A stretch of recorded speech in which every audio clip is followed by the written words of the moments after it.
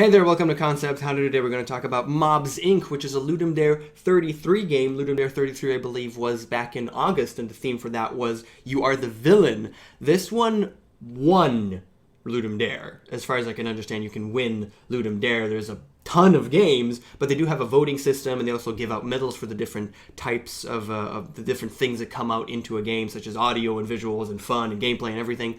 So this game, quite highly ranked, and it is actually pretty interesting, and you can see where you could have progression moving forward if you want to continue work on this game. It's by Annabelle Drickmanfly, Thomas Lane, and Pietro Ferrantilli, and let's just get started without any tutorial whatsoever. We're going to forgive them for that because it's a Ludum Dare game and they didn't really have time to do absolutely everything. It's 72 hours, not 78. 72 hours, so they didn't manage to get everything, which is fine. I did have to read the description in order to understand what the hell's going on. There are a couple of things that I'm not entirely sure about, but it's okay. It's little kinks that you could see worked through as we move forward. It's not the worst case in the world. So now I just got hit, and you can see that when you get hit, you see how many levels you leveled up in that span, and if you didn't manage to get a promotion, you'll actually just be told to go and get back to work. So you get verbal warnings. If you get all 4 verbal warnings, you lose the game and you have to start over from scratch. And that's kind of a roguelike in that sense. People like saying roguelike on anything where you have permadeath. Well, if I screw up here, it's permadeath. So it's a roguelike, I guess. The combat is pretty simple. I mean, the controls, I'm just moving around with the mouse. And I usually hate mouse movement because it's sort of imprecise and uncomfortable. But in this very specific case, and the way that this game works, the mouse movement works really, really well. I'm actually really pleased with it. And so I didn't get a promotion. You get a promotion at level 20, so I get another verbal warning. If I got a promotion, it would be fine. So I'm just moving around, and when I click, it does the slash, and it is actually pretty precise. It is very fair, though. It's not too bad you can totally miss. But it feels good when you hit it. It feels fair. It doesn't feel like, oh, I should have hit that. And that's really, really delicate and difficult to get a good vibe for. And it really works here. I like the mouse movement because it is actually precise, and I do need that precision in this specific game. So mouse movement done well. That's a high honor for me because I really dislike mouse movement in most cases. And you can see that there's different types of heroes. All that I'm doing is just going around and just hitting them. And as I hit them, sometimes I level up. I have no idea when I actually level up. It just does one up. It doesn't even, there's no even animation for the leveling up. It just, the number at the top left goes up. This is not the best. I'm assuming that each hero, because there's different types of heroes, and you can see them also, the same hero but stronger or something like that, I guess.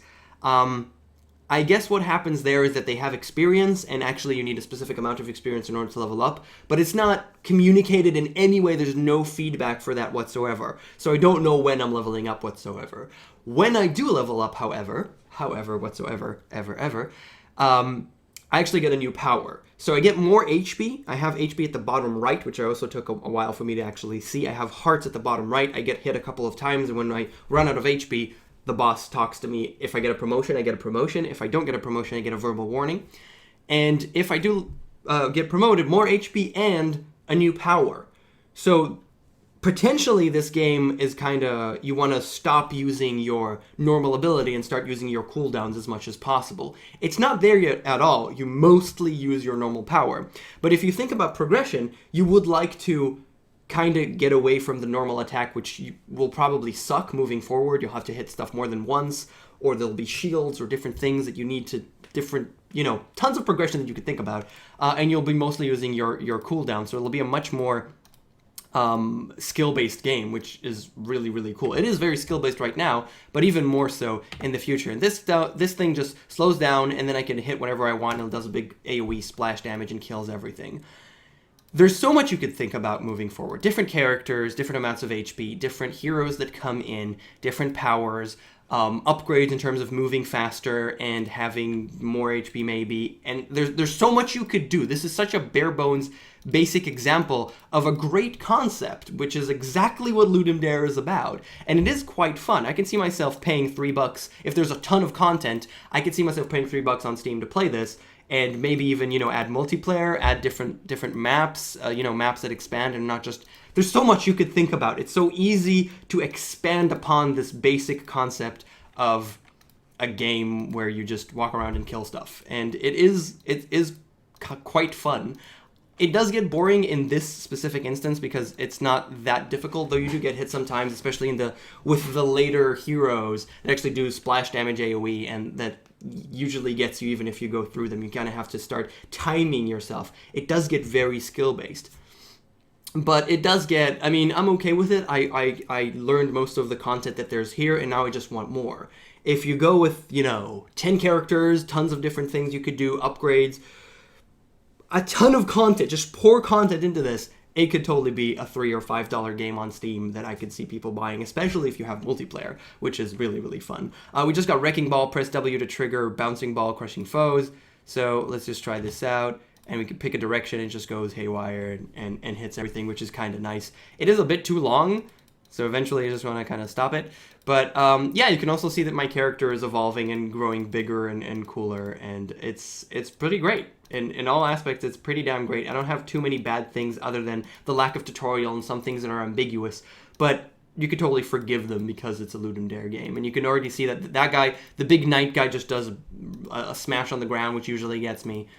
And I do have the cooldowns, which I could just use, and eventually they go down. But here it's just when you reach a point where you're just kind of waiting for heroes to come in, and for some reason the clicking didn't really work or something, I'm not really sure. The heroes also sometimes say things, so it adds a little bit of character to the game.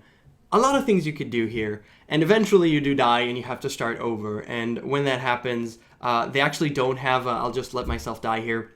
They don't have an ending screen. Sadly, he just tells you go back to work, even though you're not really going back to work. As you can see right now, he's just going to tell me, get back to work, and then the game's over. They didn't have enough time to put an ending screen, I guess, for this one. But it's really great. It's Mobs Inc. I'm looking forward to see if you decide to pick this up and just move and run with it, because I think it could be a pretty cool game. Again, it's by Anna Beer, Dripperfly, Thomas Lean, and Pietro Ferrantilli.